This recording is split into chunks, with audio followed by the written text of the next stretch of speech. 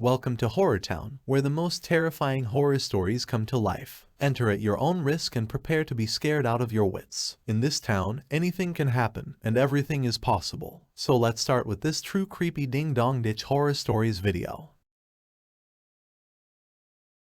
There was a small town tucked away in the mountains where nothing much ever happened. The people there lived quiet, uneventful lives, and everyone knew everyone else's name. But there was one person in the town who stood out from the rest. His name was Jeremy, and he was a notorious prankster. Jeremy loved nothing more than to play practical jokes on his neighbors, and his favorite game was Ding Dong Ditch. He would sneak up to someone's front door, ring the bell, and then run away before they could answer. It was harmless fun, or so he thought. One night, Jeremy decided to play his game on the old woman who lived in the rundown house at the end of the street. The woman was a recluse, and nobody had seen her in years. Jeremy thought it would be hilarious to see her reaction when she opened the door to find nobody there. But as he crept up to the house, he noticed something strange. The windows were dark, and there was no sound coming from inside. Jeremy shrugged it off and rang the bell anyway, laughing to himself as he sprinted away into the darkness. But as he ran, he heard something that made him stop dead in his tracks. It was a low, guttural growl coming from the direction of the old woman's house. Jeremy's blood ran cold as he realized that he was not alone. Something was out there in the darkness, and it was not friendly. Jeremy hesitated for a moment, debating whether to run or investigate the source of the sound.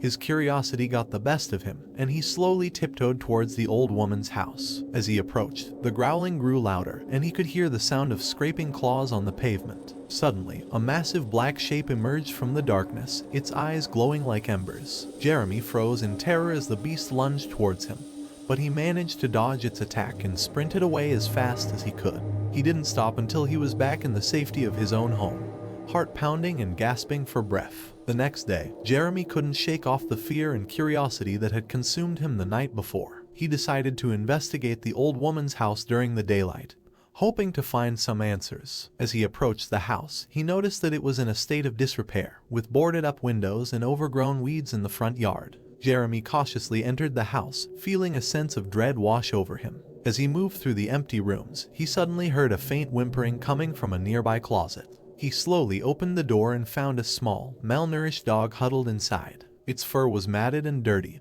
and it looked up at him with pleading eyes. Jeremy knew he had to help the dog, and he took it home with him. He spent the next few weeks nursing it back to health, and soon it became his loyal companion. He named the dog Shadow, and they became inseparable. As Jeremy reflected on his actions, he realized that his reckless behavior had unintentionally led him to a good deed. Shadow had been trapped and forgotten in that old house, and he had been the one to rescue him.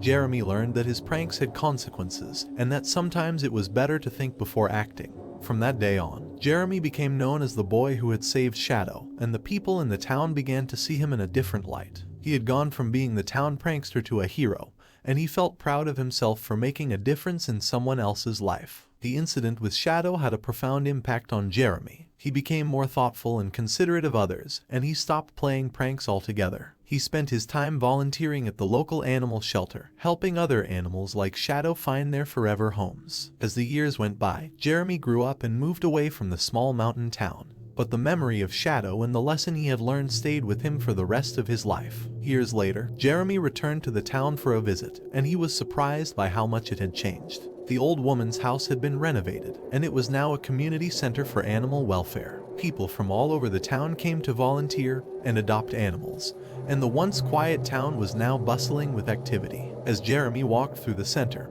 he saw a plaque on the wall that read, "In honor of Jeremy, the boy who saved Shadow and inspired us all to make a difference." He felt a sense of pride and happiness wash over him, knowing that his actions had made a lasting impact on the town and its people. Jeremy left the town with a newfound sense of purpose and a determination to continue making a positive impact on the world. He knew that even small actions could have a ripple effect, and that it was never too late to make a difference. As he drove away, he glanced in the rearview mirror and saw Shadow's smiling face looking back at him from the passenger seat. He knew that Shadow was his reminder of the power of compassion and the importance of making a difference, no matter how small.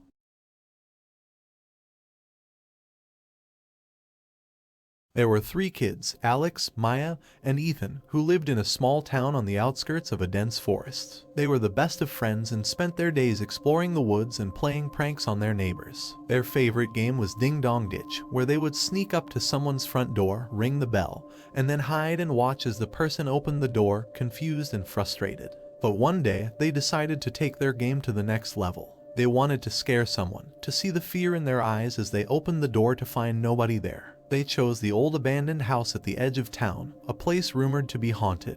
The house had been vacant for years, and nobody had dared to go inside. But the kids were fearless, and they saw it as the perfect opportunity to play their scariest prank yet. As they crept up to the house, Alex rang the bell, and they all hid in the bushes, giggling with excitement. But as they waited for their victim to open the door, something strange began to happen. The air grew colder, and the wind picked up, rustling the leaves and making eerie whistling sounds. The kids could feel their hearts pounding in their chests as they heard a low, guttural growl coming from inside the house. Suddenly, the door creaked open, and a figure emerged from the darkness. It was a tall, shadowy figure with glowing eyes and sharp claws. The kids screamed in terror and tried to run, but they were frozen in place, unable to move. The figure lunged towards them, and they felt its icy breath on their faces. And then, just as suddenly as it had appeared, the figure vanished, leaving the kids alone in the darkness. Shaken and terrified, they ran back to their homes, vowing never to play Ding Dong Ditch again. But little did they know, their nightmare had only just begun.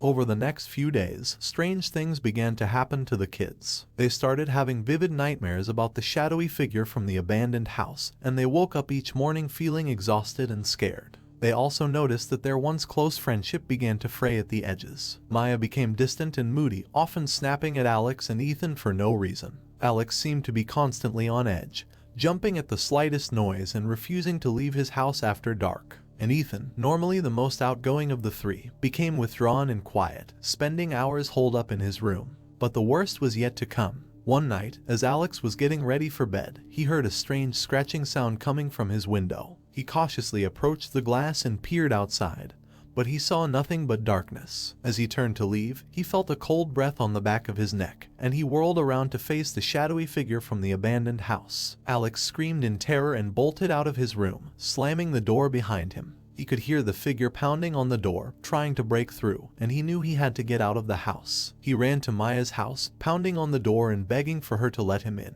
Maya, still angry at Alex for something he had said earlier that day, refused to open the door, leaving Alex to face the figure alone. As he ran through the streets, the figure pursued him, its glowing eyes and razor-sharp claws never far behind. Alex knew he was no match for the creature, but he kept running, hoping to find a place to hide. Finally, he came across the local church, its doors wide open and welcoming. He rushed inside and collapsed on a pew, gasping for breath. But as he looked up, he saw the figure standing at the back of the church, its eyes fixed on him with a malevolent gleam. Alex knew he had nowhere left to run, and he closed his eyes, waiting for the inevitable. But when he opened them again, the figure was gone, and in its place was a small, tattered piece of paper with a single word scrawled across it in red ink: "Gotcha." Alex's heart sank as he realized the true nature of their prank. It wasn't just a harmless game anymore. They had awoken something dark and malevolent, and now it was after them. He knew he had to warn Maya and Ethan before it was too late, but as he tried to leave the church, he found the doors had been locked from the outside.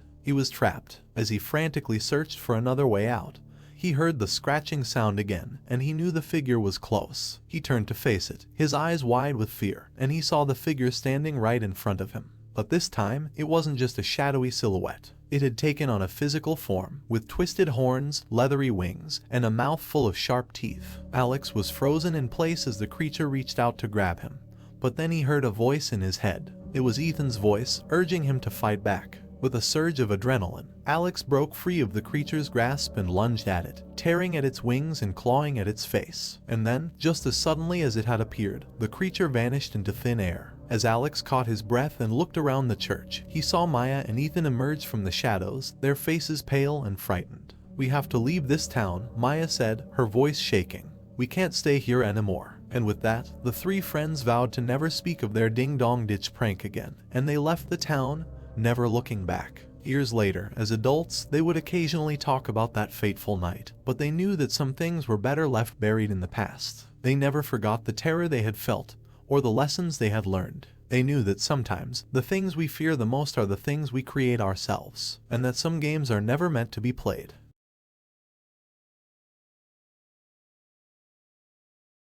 Zach and Jack were two teenage boys who lived in a quiet suburb on the outskirts of town. They were always looking for something to do to pass the time and were known for their mischievous nature. One evening, while bored out of their minds, they decided to play a game of Ding Dong Ditch. They picked a house on the corner of their street, one that was always dark and seemed to be uninhabited. They thought it would be the perfect place to play their prank without anyone noticing. As they approached the house, they could feel their hearts pounding with excitement. They rang the doorbell and ran, laughing as they watched from behind a tree as the homeowner opened the door, confused and annoyed. Feeling exhilarated, they decided to try it again, but this time they chose a different house. They continued their game, ringing doorbells and running away until they came across a house that stood out from the rest. It was an old, dilapidated mansion on the outskirts of town, with broken windows and overgrown weeds in the yard. The boys had heard rumors about the house being haunted, and they thought it would be the perfect place to play their prank. They walked up to the door and Jack rang the bell. They waited for a response, but nothing happened.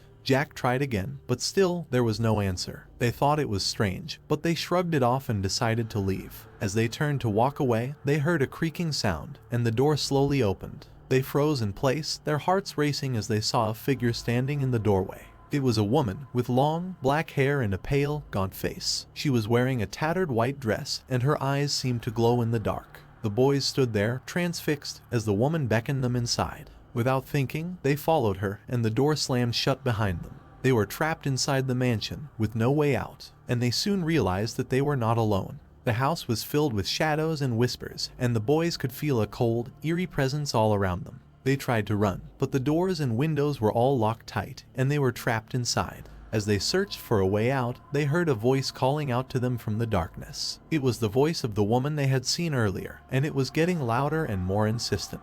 Suddenly, they heard a loud crash, and they turned to see the woman standing in front of them, her eyes now glowing red. She let out a blood-curdling scream, and the boys knew that they were in grave danger. They tried to back away, but the woman moved closer and closer, her screams growing louder and more intense. The boys were paralyzed with fear, not knowing what to do. As she got closer, the woman reached out with her long, bony fingers and touched the boys' foreheads. Suddenly, they were transported to another dimension, a place that was even more terrifying than the old mansion.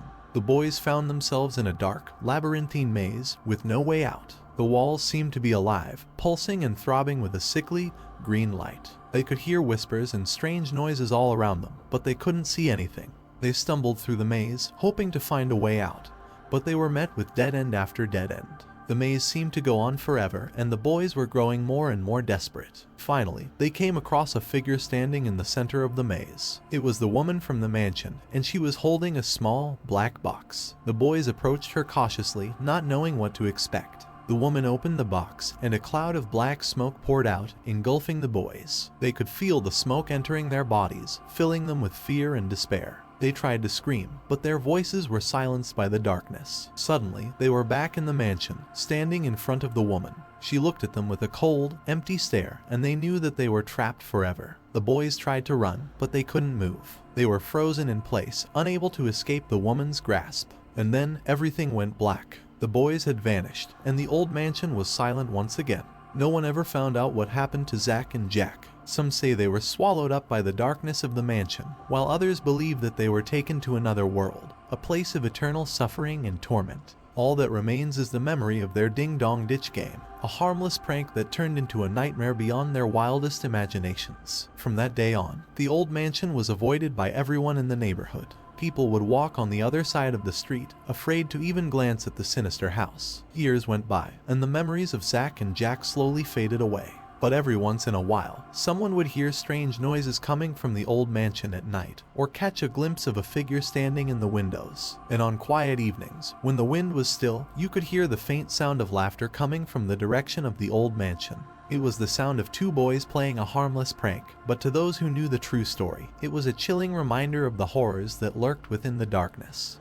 Thank you for watching this 3 true creepy Ding Dong Ditch horror stories brought to you by Horror Town. If you enjoyed this story, please consider subscribing to our channel and hitting the notification bell for more terrifying horror stories like this one. We appreciate your support and look forward to bringing you more nightmares in the future. Stay scared.